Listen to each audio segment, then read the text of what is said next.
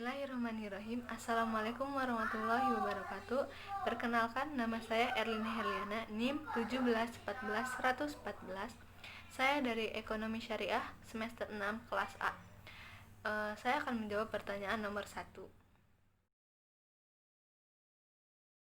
Jawaban nomor 1, prinsip pertama yang dijadikan acuan dalam pemberian kredit kepada nasabah adalah prinsip 5C. Prinsip ini terdiri dari 5 kriteria yang harus dipenuhi oleh pengaju kredit, yaitu pertama, karakter. Kriteria yang pertama adalah karakter, yaitu melihat bagaimana karakter dan latar belakang calon peminjam atau nasabah yang mengajukan kredit. Kriteria karakter ini akan dilihat dari wawancara yang dilakukan oleh pihak bank, biasanya bagian customer service. Nah, yang kedua, capacity. Kriteria kedua, capability, yaitu bagaimana kemampuan calon peminjam dalam membayar kreditnya. Kriteria ini dilihat dari bagaimana nasabah tersebut menjalankan usahanya atau seberapa besar penghasilan yang diterima tiap bulannya. Jika pihak bank menilai bahwa nasabah tersebut tidak memiliki kemampuan yang cukup untuk membayar kredit, maka besar kemungkinan ajuan kreditnya akan ditolak.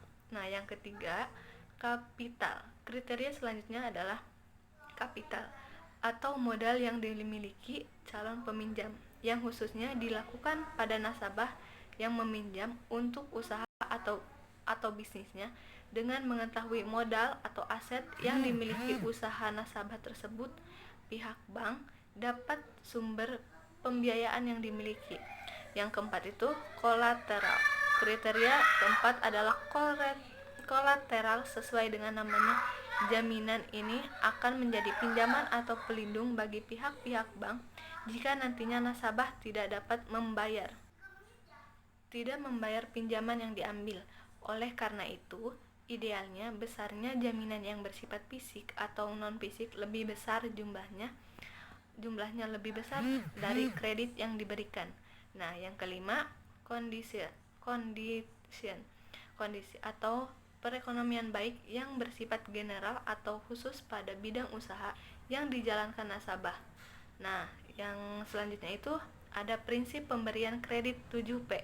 Dalam prinsip ini terdapat 7 kriteria yang harus dipenuhi, yaitu yang pertama, personality. Kriteria pertama personality yaitu kepribadian dari calon peminjam yang mengajukan kreditnya. Kredit ini hampir sama dengan kriteria karakter dari prinsip 5C yang telah dijelaskan di atas, di mana melihat bagaimana keseluruhan kepribadian nasabah mencakup sikap dan perilaku sehari-hari. Nah, yang kedua itu party. Yang kedua dalam prinsip 7P adalah party, di mana calon peminjam dimasukkan ke dalam beberapa golongan yang terkait dengan kondisi keuangannya. Biasanya pihak bank mengklasifikasikan nasabah berdasarkan model yang dimiliki, kepribadian, loyalitas, dan lain sebagainya. Nah,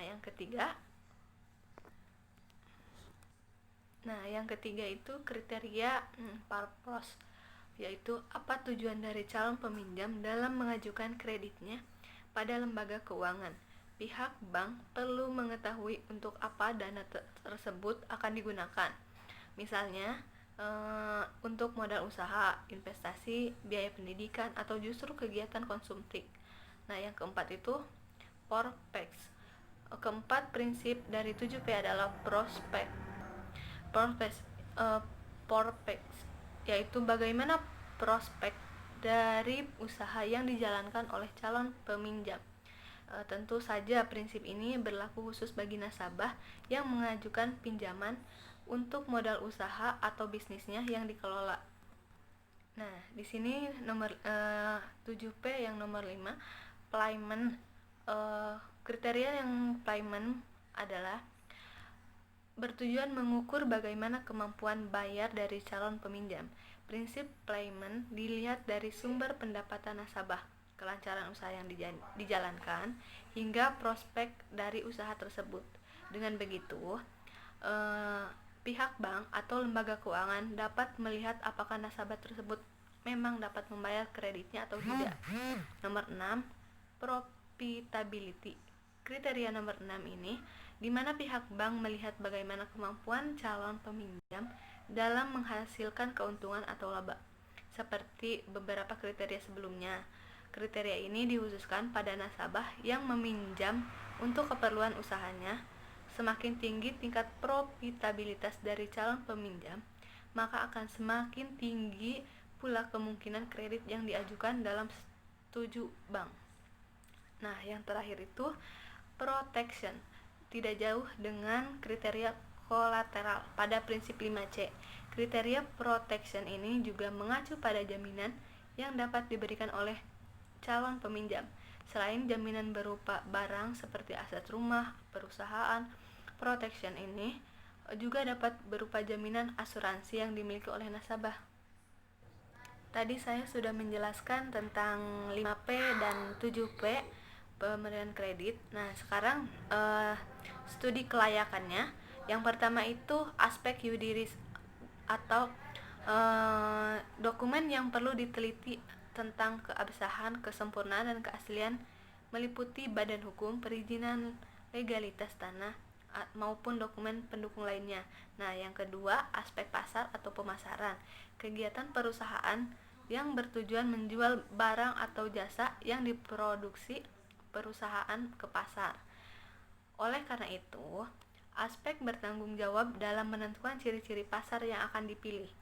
Nah, yang ketiga, aspek keuangan. Aspek yang digunakan untuk menilai keuangan perusahaan secara keseluruhan. Yang keempat, operasi. Menentukan lokasi, produk, tata letak, penyesuaian peralatan, pabrik, dan proses produksi termasuk pemilihan teknologi.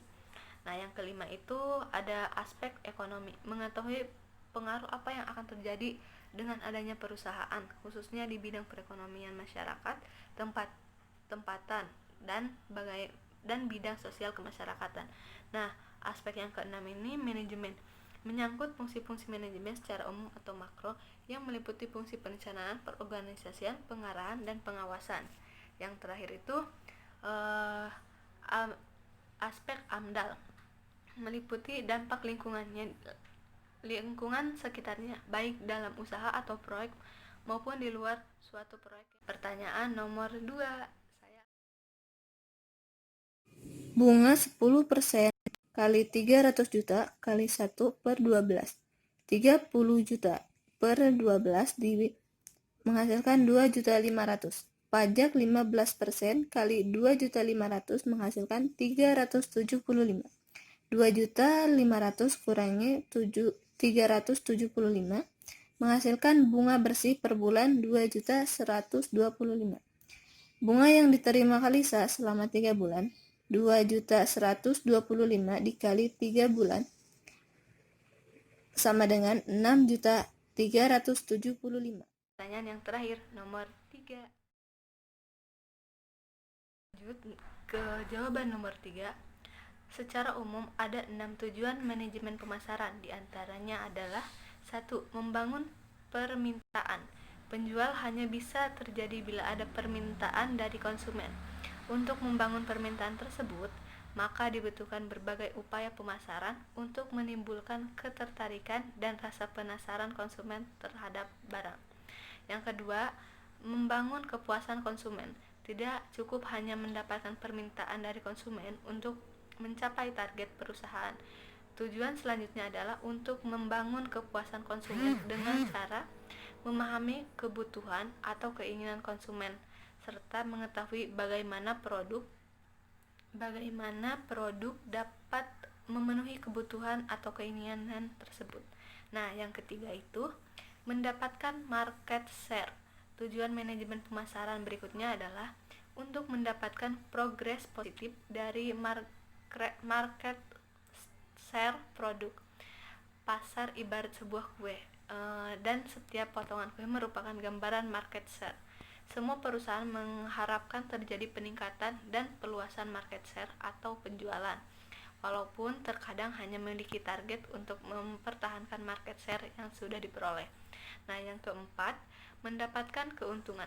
Target terakhir semua perusahaan adalah mendapatkan keuntungan. Dan setiap perusahaan menetapkan nominal keuntungan yang berbeda sebagai ukuran keberhasilannya. Mencapai nominal keuntungan tersebut merupakan salah satu tujuan manajemen pemasaran. Nah, yang kelima itu mendapatkan pencitraan sesuai harapan. Selain itu, mendapatkan keuntungan, tujuan mendapatkan pencitraan suatu harapan adalah untuk mendapatkan citra yang baik terhadap produk dan perusahaan akan memberikan efek positif bagi perusahaan, baik dari sisi konsumen, mitra, investor, dan tenaga kerja. Nah, yang nomor 6, kelangsungan usaha.